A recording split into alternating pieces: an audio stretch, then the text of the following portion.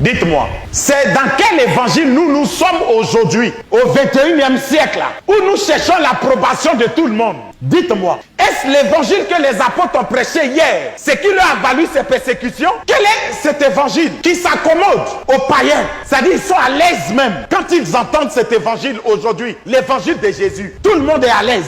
C'est-à-dire les croyants sont à l'aise, les païens sont à l'aise dans cet évangile-là. Quel est l'évangile que nous prêchons? Les apôtres sont devenus des martyrs à cause de la vérité de l'évangile. Les gens ne pouvaient pas supporter l'évangile qu'ils prêchaient, la parole, la vérité qu'ils prêchaient. Quand Luc dit, il dit quand le Fils de l'homme paraîtra, est-ce qu'il trouvera encore la foi? Quand Jésus lui regarde son église, est-ce que Jésus est fier des chrétiens? Est-ce qu'il est fier des enfants de Dieu? Est-ce qu'on peut prendre la décision de perdre notre vie à cause de notre foi, à cause de l'évangile? Ce que je veux nous dire, il n'est pas si important de savoir comment sont morts les apôtres. La manière dont les apôtres sont morts, c'est pas ça le plus important. La nature de la mort, de leur mort, c'est pas ça le plus important. Le plus important, c'est l'état dans lequel tu meurs. La nature de la mort. On peut mourir de toutes les manières. Tu peux sortir de chez toi et puis voiture te cogne, tu meurs. Même si tu es bishop, on peut mourir de maladie. 2 Rois 13, le verset 14. Élisée était atteint de la maladie dont il mourut. Donc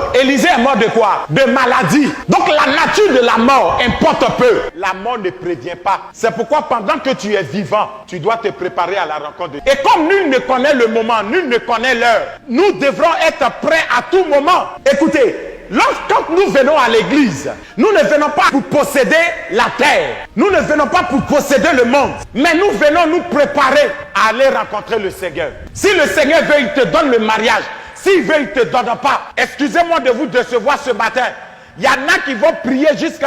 Elles ne seront jamais mariées avant de mourir. C'est pourquoi faites attention à l'évangile que vous entendez aujourd'hui. Ta manière de mourir ne t'arrêtera pas si tu dois aller au ciel. Dans quel état tu meurs? Préparons-nous à ça. Et même je peux dire à quelqu'un, il n'y a pas de temps de récréation.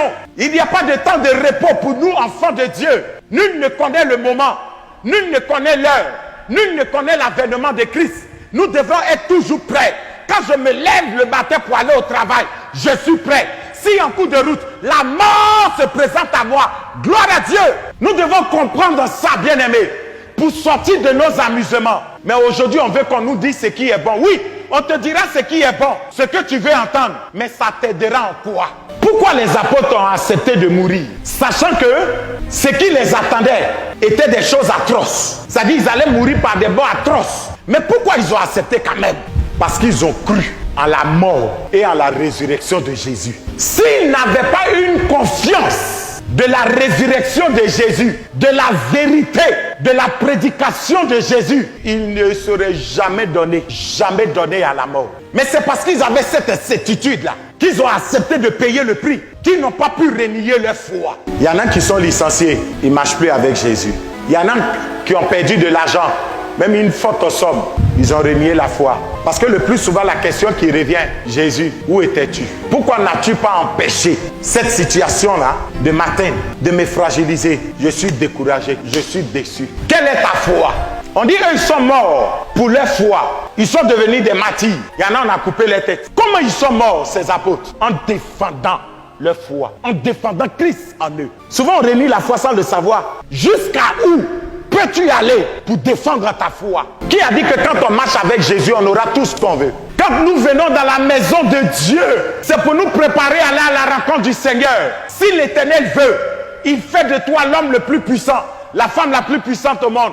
S'il ne le veut pas, il ne le fait pas. Mais une chose est sûre, si tu meurs, la vie que tu auras au ciel sera meilleure que cette vie sur terre. C'est pourquoi Paul a dit, j'ai combattu le bon combat. Il dit, j'ai gardé la foi. À cause des garçons, tu abandonnes la foi, mais tu es perdu doublement et triplement. À cause de l'argent. Il y en a aujourd'hui qui vendent les âmes au diable pour avoir de l'argent. Est-ce qu'on peut garder notre foi? Même si tu n'as pas à manger, gardez ta foi. Même si on dit, on va couper ta tête. Ils ont déjà coupé la tête de certains. Tu n'es pas le premier qu'on coupe ta tête. On dit, on te prend tous tes biens. Pour le chrétien, la mort n'est pas la fin de toute vie, mais c'est un passage vers une autre vie. Il dit, ne vous en faites pas. Où je m'en vais là? je peux vous préparer une place. Quel que soit ce qu'on vous fera, même si tu n'as pas terminé tes études, tu n'as pas eu des grands diplômes, il dit le meilleur diplôme, c'est ton salut. Même si tu n'as pas eu l'homme le plus bien, mais tu as eu le mari le meilleur, qui est Christ. Même si tes parents t'ont abandonné, personne ne veut t'aider. Ne deviens pas amer dans la vie. Jésus est là, il dit, il est le père des orphelins. Tu as un père. Est-ce qu'on peut persévérer jusqu'au bout? Sortons de cette religion